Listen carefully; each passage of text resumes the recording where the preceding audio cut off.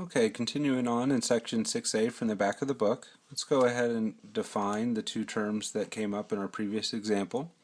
The mean is what we most commonly call the average value, and it's defined as follows. To get the mean, you take the sum of all your values and you divide that by the total number of values that you have. And then the other thing we saw was the median, and this is the middle value in the sorted data set, or it's halfway between the two middle values in the number if the number of values is even. So on the problem that we did on the previous page, there was an odd number of values, so there really was a middle value. On the one we're going to do down here, there's an even number, so we'll see what they mean by this halfway in between down there. And then another common measure of center that they give, in addition to the mean and the median, is called the mode, and that's the most common value or values or group of values in a distribution. So let's go ahead and look at an example that shows us another example of mean, what to do for the median when the number of values is even, and then our first look at the mode as well. So moving down to that example, an intermediate algebra class completed a chapter quiz using an online homework system like MyMathLab, and the time in minutes spent by each of the 18 students on the assignment is shown below, and we wish to summarize the times for these students. So we're going to calculate the mean, the median, and the mode for this data set. And to calculate the mean, we want to just go ahead and add everything up. So we want to get the sum divided by the total number of students.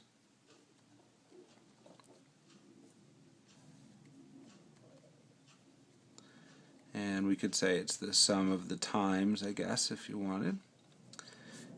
And so we could just go through and add all 18 of those up and divide by 18.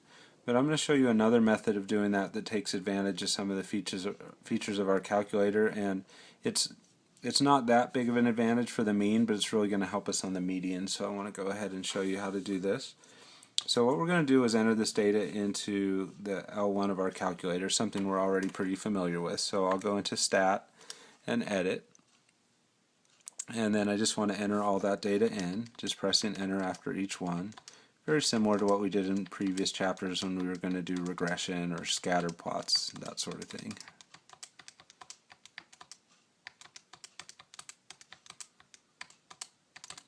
So I get all of the data entered in there, and then what I want to do is have the calculator find the sum for me. So I'm going to go ahead and show you how to do that. I could exit out and do this from the home screen, but a trick a student taught me several semesters ago is just to move over into the first slot in L2 and use that as kind of a scratch area. So what I want to do is use the calculator to find the sum, and to do that I'm going to go into this list menu above the stat key, and I want to do math from that menu, and the math I want is the sum. So I'll write that down in a minute for you, but I'm choosing list, math, and then sum. And then what is it that I want the sum of? I want the sum of the data in L1, so I'll hit second and L1. And when I press enter, that 632 right there would be the sum of these data values. So I'm going to come over here and use that to get the mean. The sum of those data values from my calculator is 631. I know there's 18 data values overall. And then I can bring the calculator back in and do, whoops, I put 631, it's actually 632. And then I can take that 632 and divide that by 18, and I get this 35.11 repeating.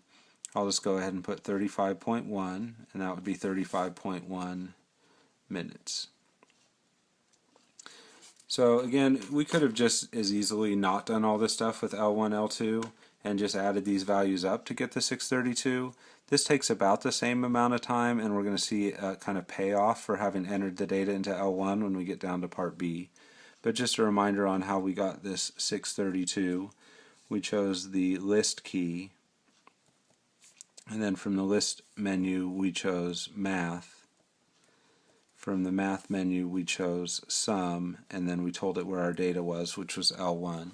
So if we do that, that's just an alternative way to get the sum without adding all the individual values. Again, it's about the same amount of work, so when you get used to it, you wouldn't mind doing it that way. So why is that useful? Well, when you go to calculate the median of the data set, let's look at the definition. It says the median is the middle value in the sorted data set. So this is a really key word right there. When you go to find a median, you have to have your data set in order. And this data set's kind of a mess as far as order goes. This was probably just the first student, second student, third student, and so on. And they're not ordered from fastest to slowest or vice versa. It's just kind of almost random. So we need to put that data set in order to find the median. So when I go to do that and I've got the data in the calculator already, I have a big advantage. I can hit the Stat key and go to the Edit menu, and the first option, Sort A, stands for sort ascending or sort from small to large. So if I press enter on that, it'll take me to the home screen and say, okay, we're going to sort ascending, but what do you want us to sort? And I'm going to say I want you to sort list 1. And then when I press enter, it'll say done. Nothing appears to have happened. But if I press the Stat key and go back into Edit, I can see this list is in order now. And that's one of the steps that's required for finding the median. And to take 18 values and do that just by hand can be a bit of a pain. So to have the calculator do it basically instantly for us is a big help. Alright, so on the previous page when we were talking about finding the median, I showed you the formula for the location of the median, and it was probably overkill for that example, but it's going to be more useful for us here. If you're trying to find where's the median of a data set, you want to go halfway through the list, and the way we do that is take the number of data values, n, add 1, and divide that by 2. In this case that would be 18 data values plus 1 divided by 2. And that's 19 over 2, which you can do on your calculator or in your head, and you're going to get 9.5 for that. And that does not mean the median is 9.5. Look at my notation here. I didn't say m equals, but I said the location of the median equals 9.5. So what that tells me is that if I'm looking for the median, it's going to be in between the ninth value and the 10th value in the data set when it's in order. So my median is going to be, according to this definition up here, halfway between the two middle values. Well, the way you go halfway between two values is you average them. So I want to take the two middle values in the data set and add them up and divide by 2. That'll take me halfway. And what this location formula is telling me is that the two middle values would be the 9th number in the ordered list and the 10th number in the ordered list. Well, because I have the data in order in my calculator, I can quickly go see what values those are. When you have a number highlighted like this 29, down here it says L1 number 5 is 29, so that's the 5th number in L1. And so if I keep going and I highlight this one, I see L1 of 9 is 36. That's telling me my 9th value in this list is 36. So the 36 would go right here. And then the next one down is the 10th value, of course, and that one's 37. And so the median is halfway between 36 and 37, which intuitively you should be able to think about that. What's halfway in between 36 and 37? 36 and a half. If you want to look at the math on that, you can do what we have written down there, 36 plus 37 over 2, and you get the 36 and a half, which matches the intuition on that. So when you're going to find the median, you need to put the data set in order, and using the sort feature on the calculator speeds that up a lot. When you have a list that's so long you can't see it all in one screen, it's hard to spot the middle by eye, so using this location formula is very important. And when it comes out to be a decimal, you have to think, well, where's 9.5? It's in between 9 and 10, so you want to average your 9th and 10th values in that list. And again, having that in the calculator is very helpful because it numbers those values and you can quickly see what's the 9th one, what's the 10th one. Alright, let's go ahead and move on to finding the mode for this data set. And the mode, according to our definition up here, is the most common value or maybe group of values in a distribution. So what you're looking for is repeats, and whatever's repeated the most will be the mode.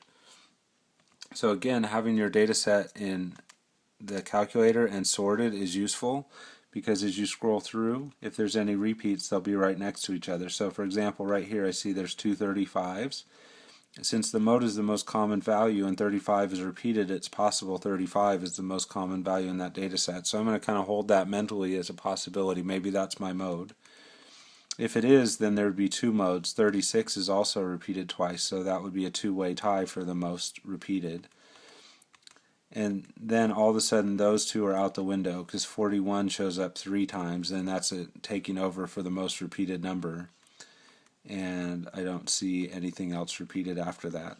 So the mode isn't all numbers repeated, but the number that's repeated the most. We had a couple numbers repeated twice, but 41 shows up 3 times. So I'm going to say the mode of this data set is that 41. Alright, and then finally, which of the 3 measures of center is most appropriate to use to explain to a student how long they should expect to spend on the quiz? So if I had a student in a future semester say, hey, based on what you saw from last semester's people, how long should this take me? What should I tell them? Well, I could tell them the mean, which is 35.1 minutes, but remember the mean is used to kind of evenly distribute things. So if we were going to take this time and evenly distribute it among the students, 35.1 would make sense. But we're not sharing this time. The student's just trying to get an idea of what's the typical amount. And sometimes averages aren't that close to typical. They can be pulled away by outliers like we saw in the previous example.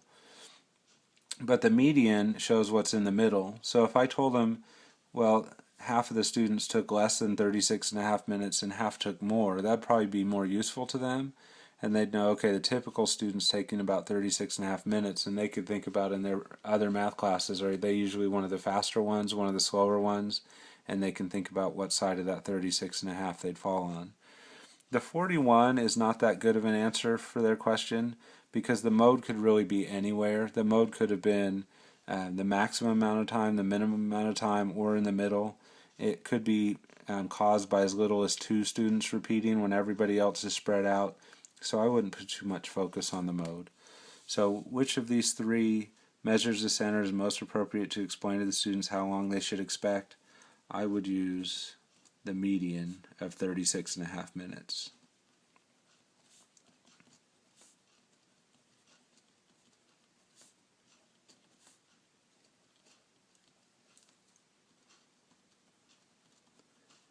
And I think also worth mentioning, we talked about that the mean can get pulled left or right by outliers.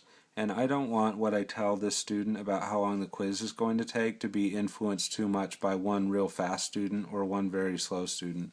I would rather that I kind of take a look at all the students and look at the ones in the middle and say, well, here's what's typical. That kind of middle student took this much time. Half students were faster than this and half the students were a little slower than that.